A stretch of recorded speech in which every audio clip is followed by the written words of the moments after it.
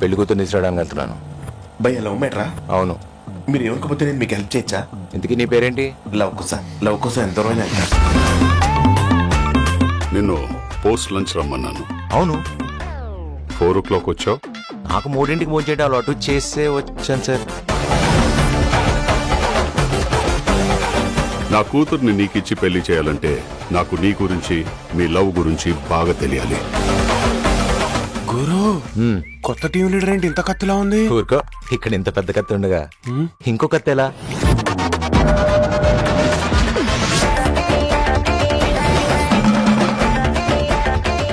చాలా క్లోజ్ గా ఉన్నారు. మేము పెళ్లి చేసుకోబోతున్నాం మ్యామ్.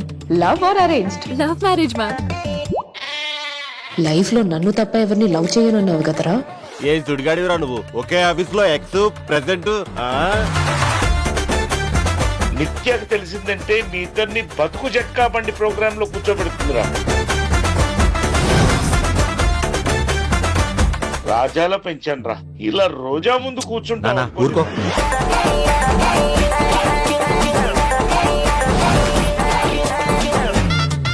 అమ్మాయిలు స్కూటీ ఎలా నడుతారో మీకు తెలిసిన విషయమే.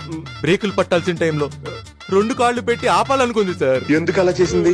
తనకి తన కాళ్ళ మీద నిలబడ్డం అంటేనే ఇష్టం సార్.